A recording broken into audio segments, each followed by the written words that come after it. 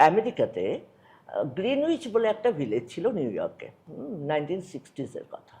তো সেই সময় ওখানে একটা বার, সেই বারে প্রচুর মানুষ জড়ো হতেন, LGBTQ মানুষেরা, মূলত গে মানুষেরা এবং ট্রান্স মানুষেরাও।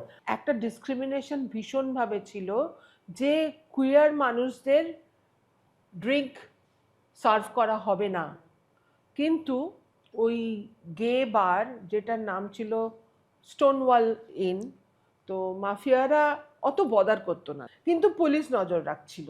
1969-এর 26 জুন আমাদের কমিউনিটির মানুষরা তারা রুখে দাঁড়ায় এবং তখন এলোপাথারি গুলি চালায় পুলিশ। পরের বছরে ওই স্টোনওয়াল ইনের ঘটনাটাকে মাথায় রেখে জুন মাসেই 28শে জুন ওই নিউ ইয়র্কে একটা, ওটাকে বলা হয় গে লিবারেশন মার্চ। যারা অনেক মানুষ কিন্তু সেই সময় এটার সাথে যোগ দেন। সান ফ্রান্সিসকো তো মানে হয়েই ছিল, এবং পরবর্তীকাল থেকে এই দিনটাকে শুধু না, এই জুন মাসটাকে বলা হলো যেটা আমাদের গর্বের মাস।